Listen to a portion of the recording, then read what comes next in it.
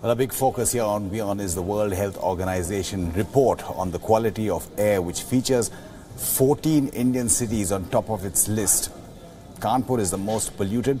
The North Indian city leads the pack of polluted Indian cities. And there are 13 more Indian cities that follow Kanpur, including Faridabad, Varanasi, Gaya and Patna, Delhi, Lucknow and Agra all on that list, as are Muzaffarpur, Srinagar, Gurugram, Jaipur, Patiala and Jodhpur. Neighboring China, on the other hand, has shown signs of improvement. Beijing has bolstered its anti-pollution measures. In 2013, as many as 16 Chinese cities were among the global top 20 most polluted cities in the world. Now, there are only 4. And even though China still features on the most polluted cities, it's managed to make significant improvements, a lesson that India can surely learn from both China and even Mexico City. It's not just China and India that India can take lessons from. Several other cities across the world which have got their place on the world's cleanest cities list, unlike those 14 Indian cities. Look at some of those cities on the list. The city of Calgary in Canada, it has a population of over 1 million, but it is one of the cleanest cities in the entire world. Despite being in a booming oil and gas region, the city has strategically planned measures to help reduce traffic congestion and other factors that contribute to air pollution. It's also maintained a grid light structure and used an effective light rail scheme in the city, reducing congestion and emissions.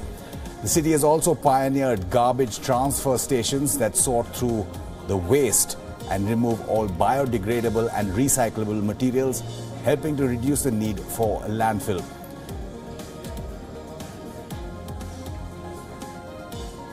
And let's get another example. In fact, you joined from the capital by Mexico's ambassador to India, Melba Priya. Thank you so much, Ambassador, for giving us your time. Welcome to WION. Mexico City was once upon a time infamously on the list of most polluted. Having traveled there, we've seen many measures that you've taken concurrently to bring Mexico City's pollution levels down.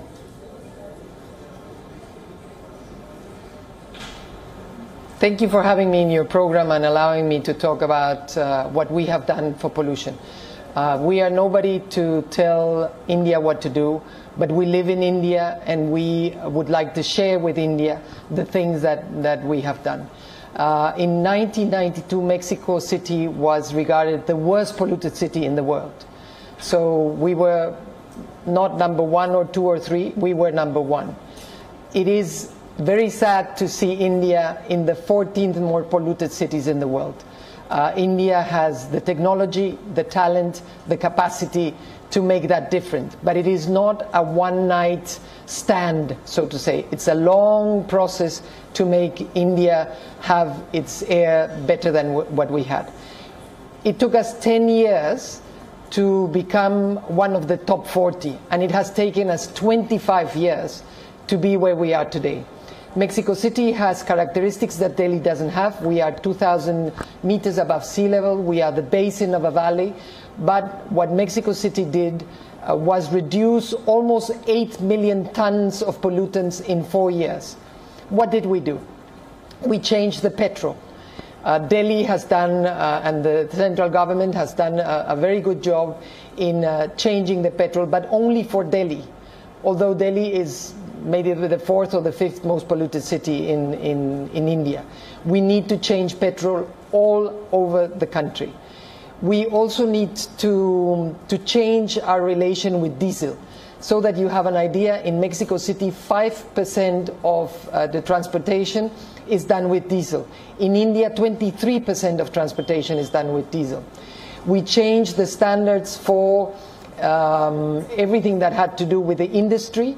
So we took the industry outside of Mexico City, but we changed the standards for all of the industrial activity in Mexico. So the industry has a more stringent culture and standards for environmental use. Sure. We also changed the policy of everything that had to do with transportation, key element is public transportation. By 2025, we will not have any diesel in Mexico City. So there are many measures yet that you have to do.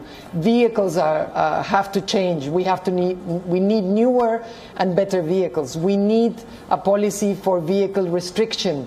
Right. There is no such a thing as because I'm a woman and because you are an official, you don't use the car. If it's nobody uses the car, nobody uses the car. Mm-hmm.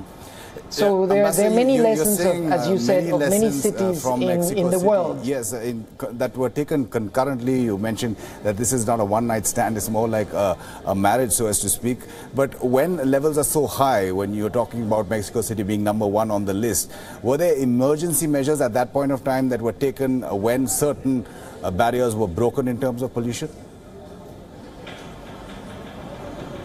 Yes. Let me tell you what we did. I mean, many industries were shut almost from day 1 to day 2. We had what you would call here an odd even program. That we don't call it like that, and it's a different program. Say 1 and 2 doesn't circulate on Monday, 3 and 4 on Tuesday, 5 and 6 on Wednesday, etc., etc., etc. So it's not as stringent as 1 and 2. But let me tell you just one difference between the measures in Mexico. So that you have an idea, the first phase in Mexico City is 130, according to India, to Delhi. 130, I mean, we wish that we had 130 in Delhi more days than what we had.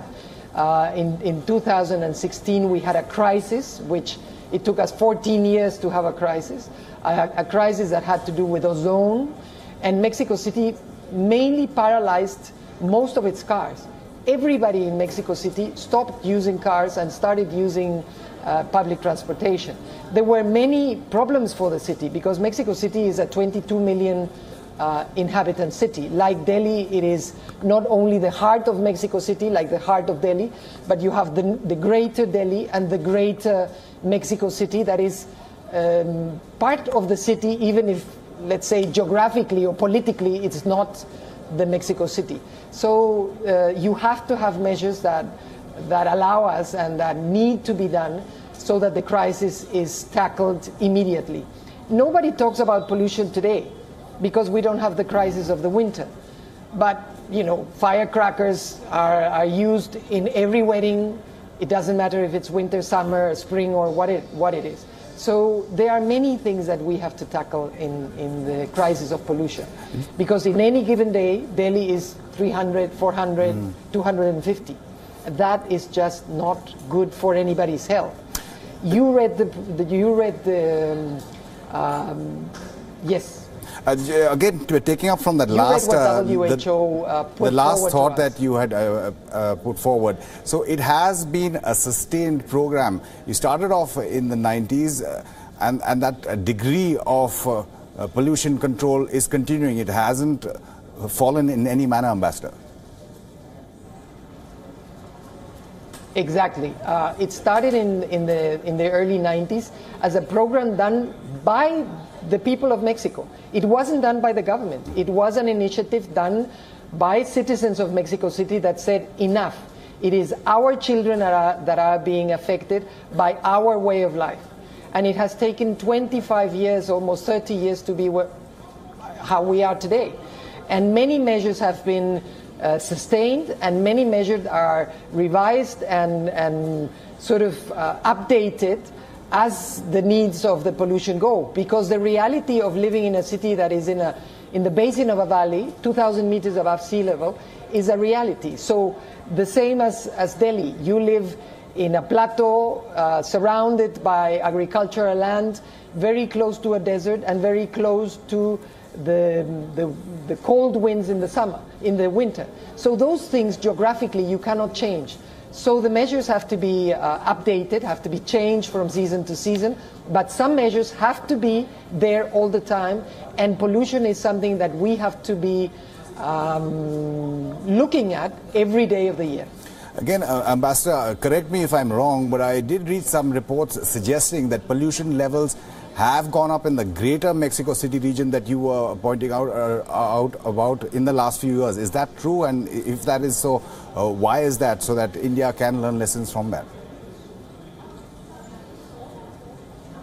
What we had was a crisis in 2016, a crisis, as I said before, that we didn't have for almost 14 years. It was a lesson that we learned because we had sort of maybe not been as stringent as we had been in the previous years. And in that particular summer, when we had a lot of heat and very little wind blowing through the city, we had very high levels of ozone. In Mexico City, we have an agreement with all the states around Mexico City. So it's not only Mexico City, but the greater Mexico City. And then there was an emergency for the whole region. So we have a national policy that is put forward in different ways in different areas of the country. In Mexico City and in the Mexico City region, this national policy is much more stringent because of the geographical realities of Mexico City. So it did spike in the 2016, and the emergency was very, very well taken care of by the whole region of Mexico City. Right, this national policy that you are talking about, Ambassador, now just the peculiar case of Delhi or the greater national capital region.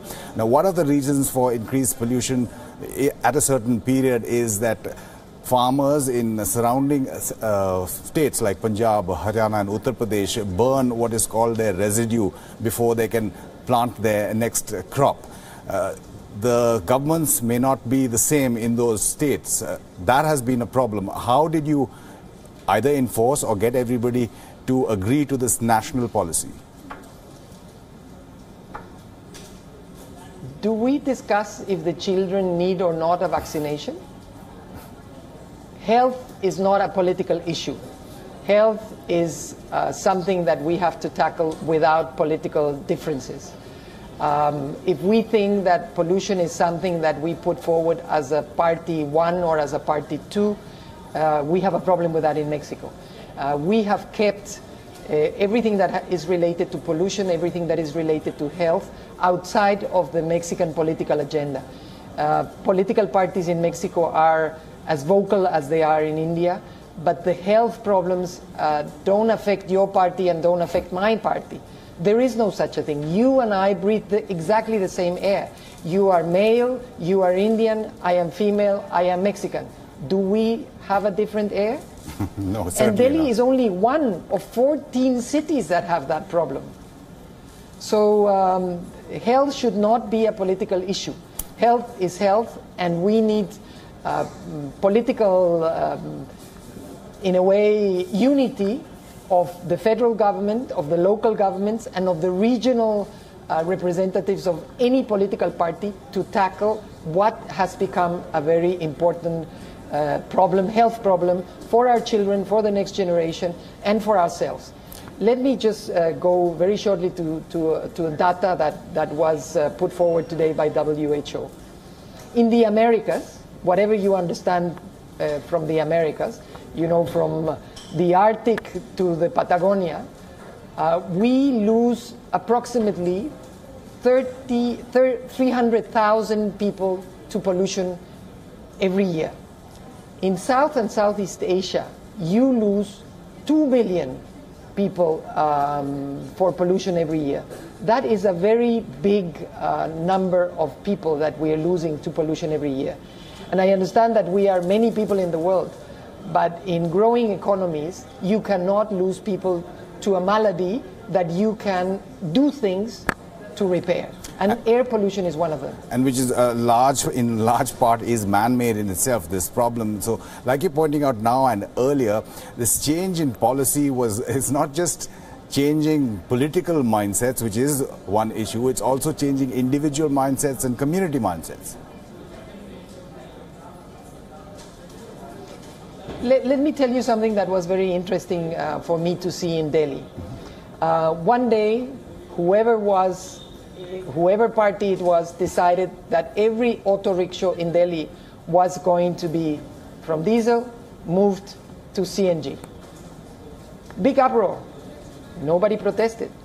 All of the auto rickshaws that work in the region of the national capital are CNG.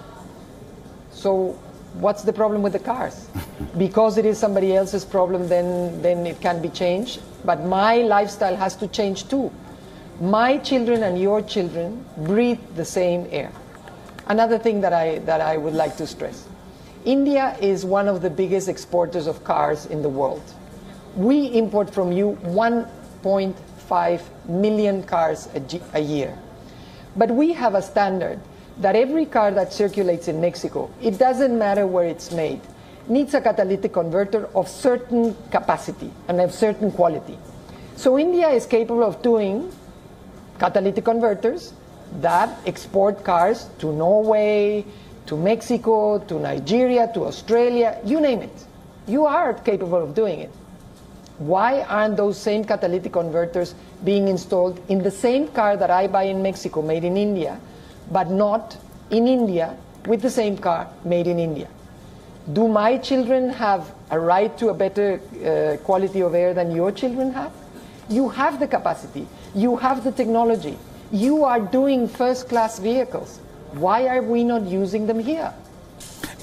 As to the point that you're making about technology and how India is exporting that and not, in fact, giving the same cars of those standards in India as yet, at least in those numbers. So it's a false narrative to say that every country has to follow the path of industrialization, of modernization that, say, the most developed countries have, considering we've learned or we've seen the mistakes that they have made.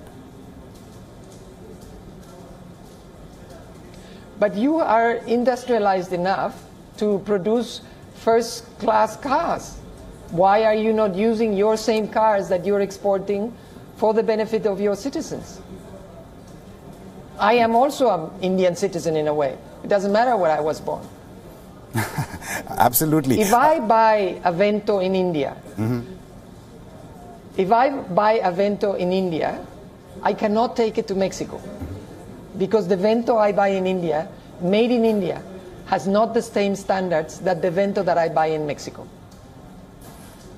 Don't you think it's absurd? It's a complete double standards there, Ambassador.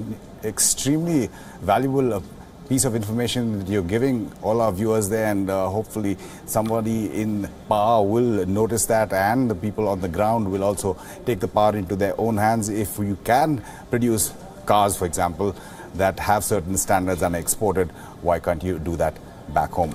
Ambassador Melba Priya, the Mexican ambassador to India, thank you so much for sharing your thoughts and experiences here on WION.